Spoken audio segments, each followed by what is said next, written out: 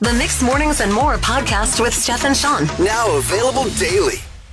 Good morning, world. Good morning. Happy Thursday, August 10th, 5:30. That's a raise for us. Woo, woo. And I got a taste of retirement over pretty much all of August here. A taste of retirement. Yeah, a little taste. I've just been golfing lots. Like a lot. Oh. A lot. Have a lot of passes to use. And friends have passes to use. So, I mean, golf's expensive. Wow, you are blessed and highly favored. Yeah. Not only you have passes, but friends. Yeah. You're going to get an influx of texts here. People are going to be like, can I be your friend? I know. It's pretty fantastic. Like, over the long weekend, I golfed twice, and I had a third invitation to golf a third time. Wow. And I was like, golf doesn't exude the body too much, but let's just take a day off of rest here kind of thing. Yeah, there's a lot of walking involved, a lot of standing in the sun, swinging that back the right way. Yeah, so a long weekend I golfed a couple times. Before that, I think I've golfed the past 3 weekends now. Wow. Now, the past weekend's only been like once on the weekend, but long weekend was twice. And then again, this weekend coming up, I got some buddies that want to golf again. I'm just turning into like a semi-pro here. Yeah, this is quite a state of early retirement. Now, the thing is, if you really were getting that taste of retirement, you'd be doing it on weekdays. Yeah, that's true. That's why it's only a taste. Okay. It's only just a little sprinkle. And not full on. Opinion? Oh, it's liking pretty great. It? Yeah, it's pretty great to get out. Especially, I'm a fair weather golfer as well. So, like, if it's raining, nah, I'm not golfing in the rain. But if it's nice out, you can find me there for a long time. Bit of a scary moment in the baggage claim at Pearson Airport yesterday. Oh, that in itself is just a scary situation. It's true. Somebody lost their luggage. No, a snake was there. Nope. I'm checking out already. I don't like this. I hate this story. I hate everything. I hate snakes. I'm sorry. It was just slithering on the ground.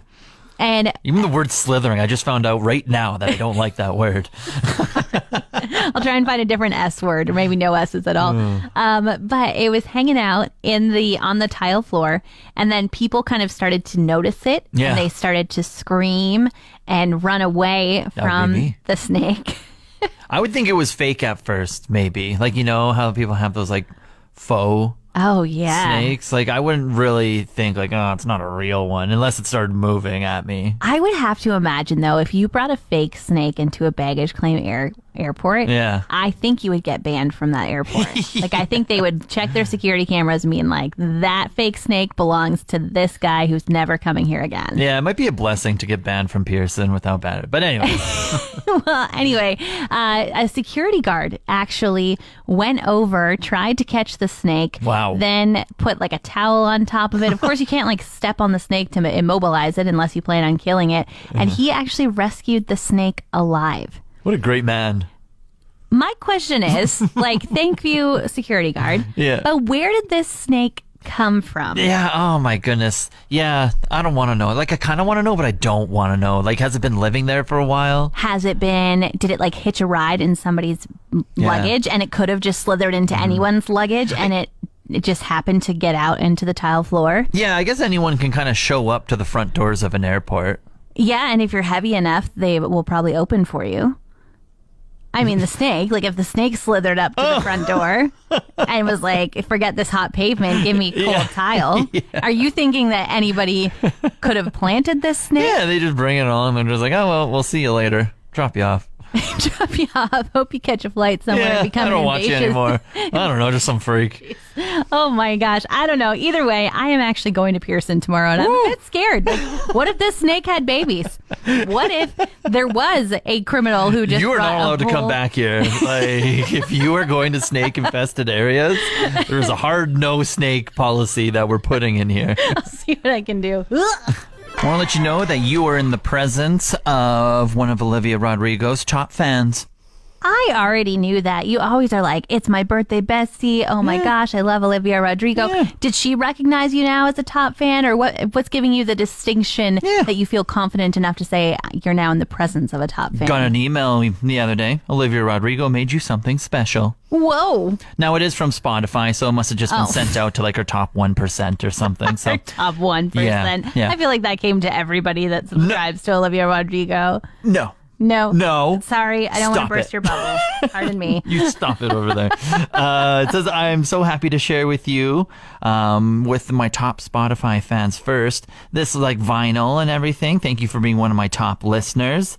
And Guts, the album, comes out we're under a month away. September 8th is when that bad boy comes out. And you can't wait because you're a top fan. That's right. And am I in my 30s still living in teenage angst?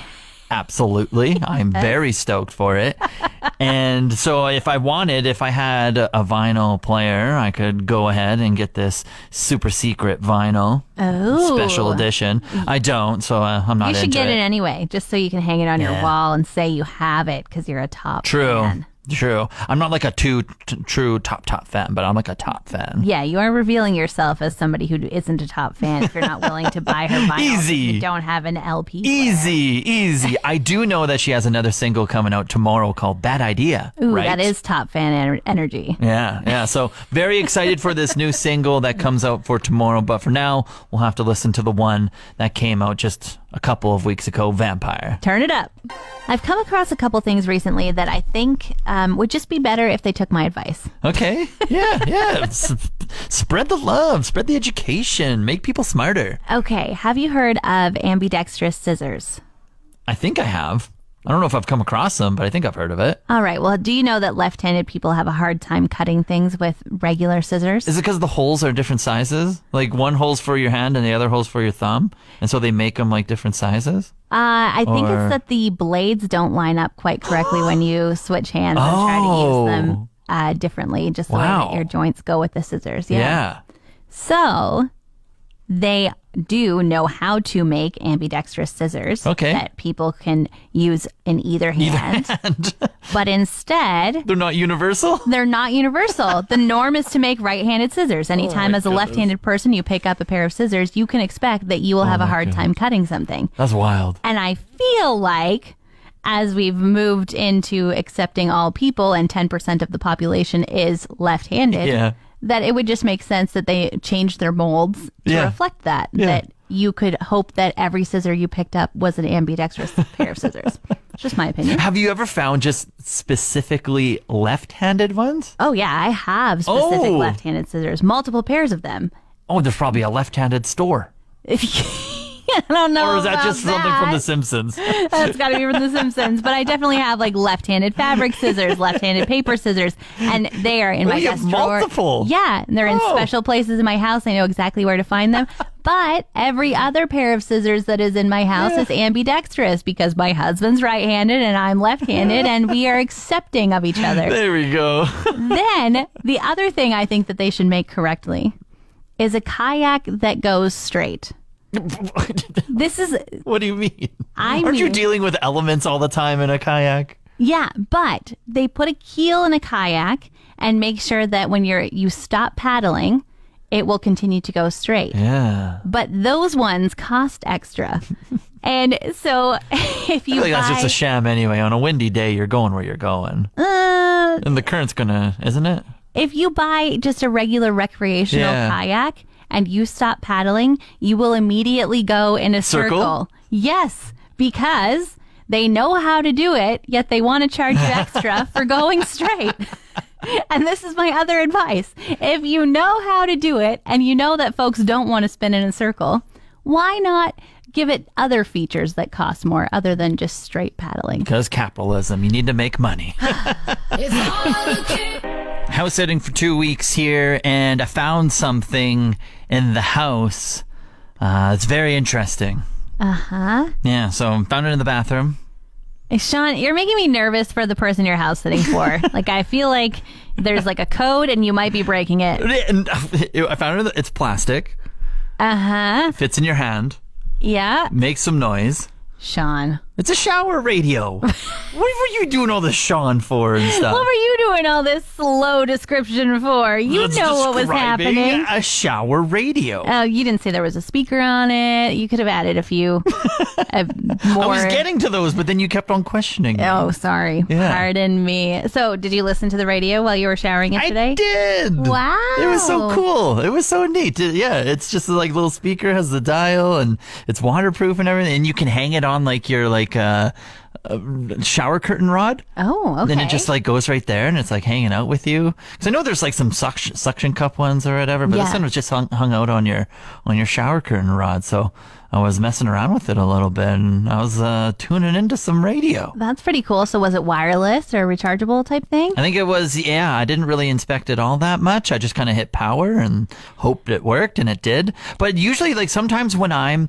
in the shower, sometimes how I judge how long I'm in there for is like, oh, I'm in here for 2.5 songs. Or 3 songs type of thing. And usually that's like with my phone in like the sink or something. Because usually like the bowl like yeah, it just makes it louder. Makes it louder type. But like now with this radio that I have, the shower radio, I can have it right there in front of me. And I kind of judge that way. I'm like, oh, been in here for too long. This is 3 songs now. It looks like you have something on your shopping list for now when you leave the house, because phone in the sink sounds far less cool than hanging on the shower rod waterproof. Absolutely. So I'm going to be on the lookout for these little shower radios because I love it. And I just got to ask, what station was it on when you turned it on? It was on Cruise, our little homies over here beside us. All right, that's acceptable. Yeah. It's a concert people have been talking about for a year now. Taylor Swift, she is on her Eras tour, and she's singing for like 3 hours a night.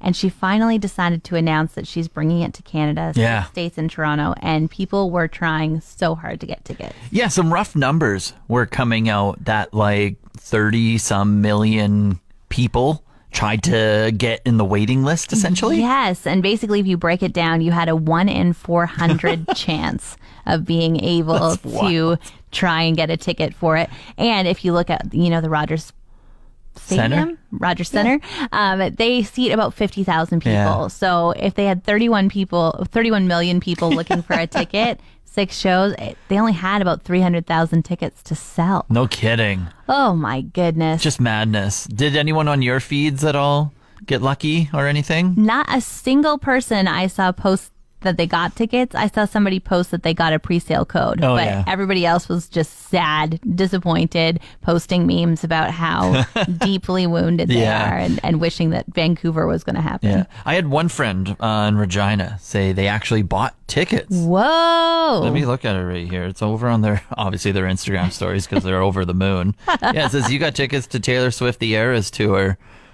She got the Friday, November 15th show. Yeah. In Toronto. It's pretty amazing. Yeah, congrats to her. No kidding.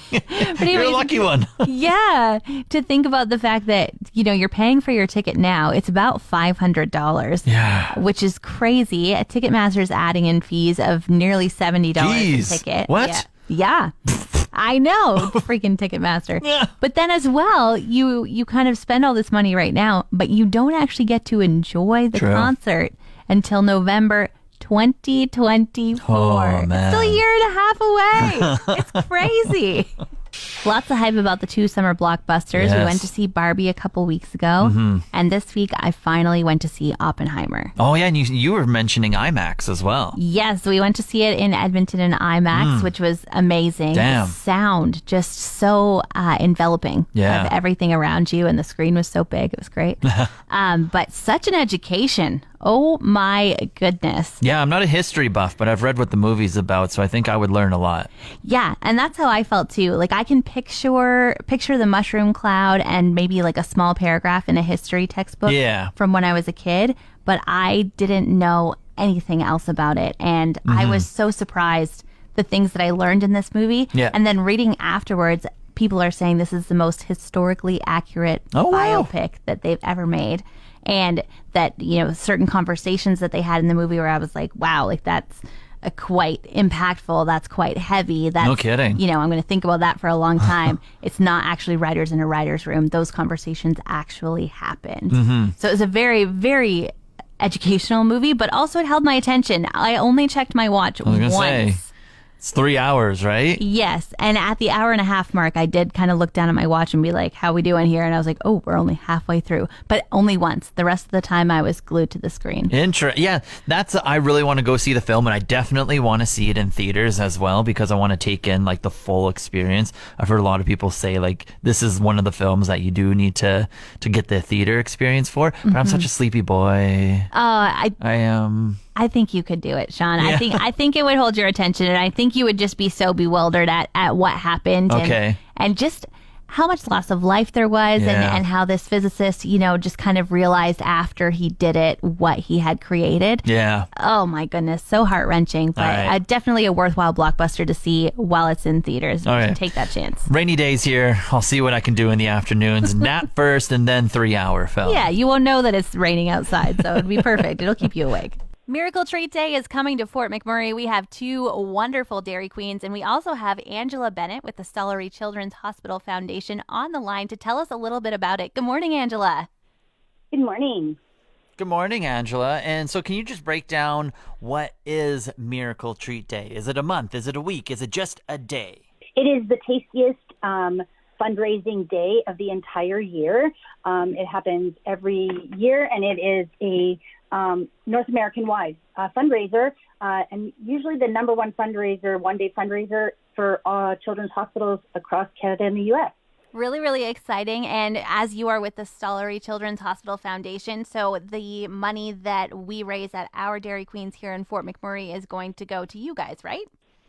Correct. Yeah, absolutely. So wherever you purchase a Blizzard on Miracle Treat Day, it supports the local children's hospital in that community. And in your case, it comes to the Stollery Children's Hospital, which serves the Fort McMurray area. And in fact, over 40% of the children that are helped at the hospital come from beyond the borders of kind of the metro Edmonton area. Wow. Okay. And then so when I go and buy my Blizzard, is it just like $1 or $2? Is it all of it? What's happening there with the proceeds? All proceeds from the Blizzard. So franchisees cover the costs, and then anything over and above that comes to the hospital and helps the kids. Wonderful. Now, we'd be remiss if we didn't ask you what your favorite kind of Blizzard is. Actually, I make my own, and it's delightful. It is brownie pieces, pecans, and caramel. It's kind of like the Turtle Blizzard, but a little bit of a twist. Wow. Okay. We're getting some insider tips from the girl who talks about Miracle Treat Day all the time. Yep.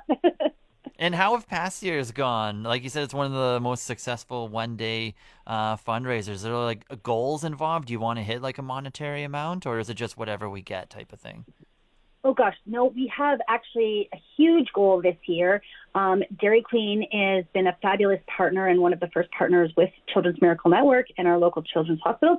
And this year we are aiming to raise